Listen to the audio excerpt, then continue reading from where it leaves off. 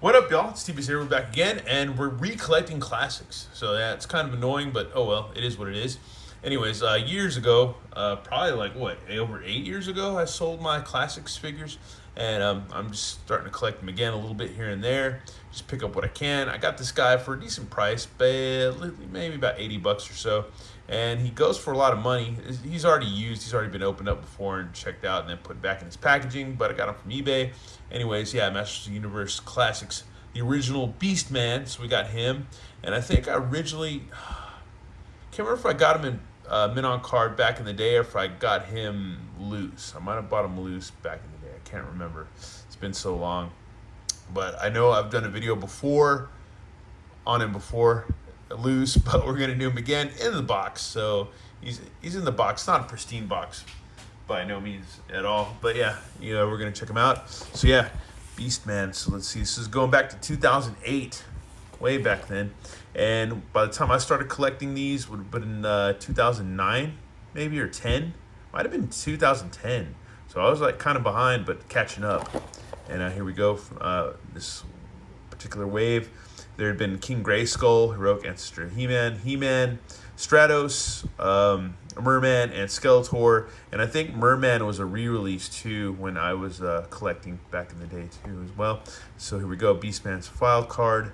It's Savage Henchman, real name Raquel Raquaz. So yeah, that's a Raquaz. That's such a weird name that the Four Horsemen, or not the Four Horsemen, but I guess Scott Knightlick and crew came up with at Mattel.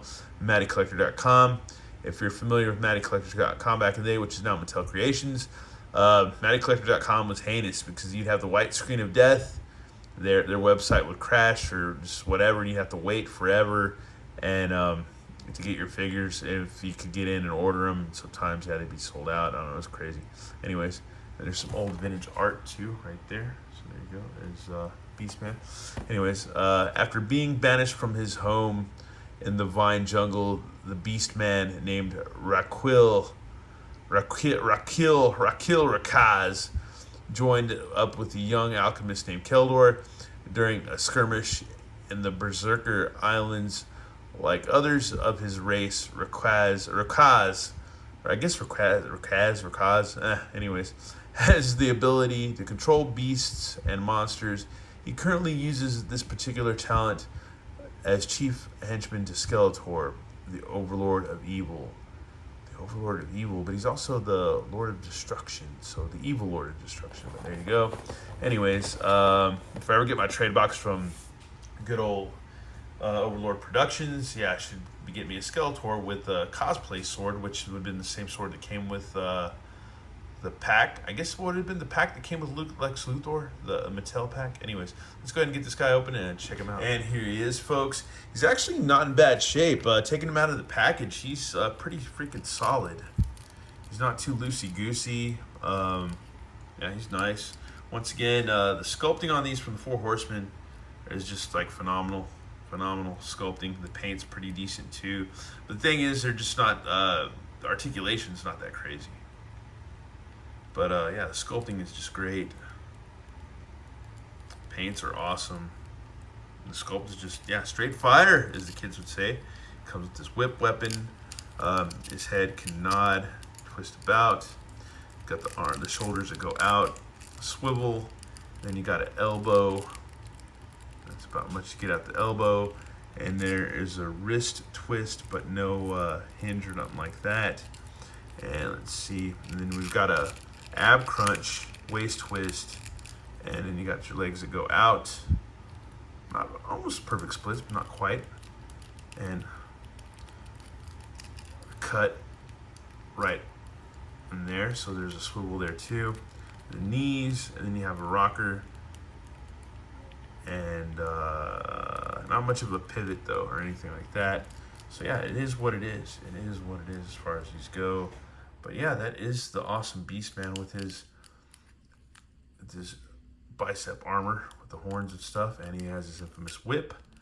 But yeah, he's cool, man. I don't know. I just was like, I don't know. We've been talking, me and my buddy Overlord, for years about this, about when I sold all mine, because I don't know. It is what it is. You go through binges, not binges. You go through binges and purges, and I purge these figures. Totally regret it, but at the time I made some money, and then years later they went up in price. And he can still go for a lot of money, over $100, over $100. And then recently on Battle Ram blog, he'd post something about Beastman. I was like, oh man, the classics and stuff. We need to get him again. And then he had mentioned to me that yeah, he goes for a lot of money. Or we talked about that I found one for a decent price or whatever. He's like, yeah, I guess he's come down a bit. And yeah, he has come down a bit, a lot in price. But this one's pretty much used. And you can see he's got these ridges right here on his whip. But he's not a bad figure at all, man. Not a bad figure at all. And we'll do some size comparisons real quick. Here's Red Sonja. So he syncs up with her pretty well. And then Origin's Skeletor. So there you go, right there. And if I can find my other Beastman from the recent line, we'll see if we can. Alrighty, folks, and here's that Masterverse Beastman. He is a lot taller, way more articulated, and it comes with more weapons and stuff. And the paints are a little bit. I think the paints in the classics seem a little bit better.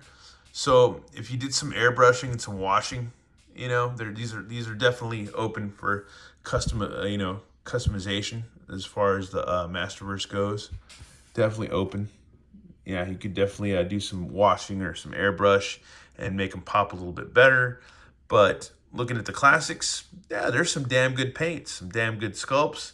But at the same time, with Masterverse, you got better articulation. You have more accessories, and yeah, I mean, they stand out a bit. But this is also a new, like kind of like a reboot or reimagining of Beastman at the same time too. Alrighty, and here we have my Beastman posed up. That's about as good as we're gonna get. You can't go too crazy with these guys. You can get some. I mean, this is going to be an okay pose, but it's not going to be something insanely phenomenal. It's not going to be something. It's not going to be off the charts at all, Especially when you compare it to the Masterverse. You get much more dynamic poses. So there you go. Anyways, that's our look at Beastman, from the classics. Again, because I know I've done a video. I'll try to find it and put a link in the description or whatever for it. Check out. But yeah, man, it's the Four Horsemen's Motu, Beastman. So yeah. So, we'll take a look again. It's a really good figure. It's not bad at all. Are you going to get insane poses out of it? No. Are the paints good? Yes. Is the sculpt great? Yes. Only thing that these guys lacked was just the articulation. And that is all. So this is basically like Mythic Legions level, like Motu, basically. But still not as well articulated even as Mythic Legions. But just looking, revisiting this figure again, the paints are great. The paints are awesome. All around detail and sculpting and the armor and all that stuff is just phenomenal. Good stuff. And it's funny because Scott Knightley back in the day at Mattel was like, he was doing really good with the DC stuff, and then he was doing this as well. But he was like, this isn't going to sell, even though they had the 2-packs and stuff. This isn't going to sell, this isn't going to sell, at the stores and outlets. And it does sell, but I just think it's also another thing that Motu suffers is just distribution and how long it takes to hit certain places like that too. But we also live now in a super scalper society, We live in that, so it's a whole different world versus 2008 and collecting versus now, because I believe even in the COVID era that changed the game for a lot of people, because people could figured that, hey, I could just buy stuff and flip it, and I'll do that now, because I have nothing else to do, because whatever, I really feel like that was a big game changer during that era. But anyways, let me know what you think. Anyways, once again, thanks for watching. Have a good one. All right, later.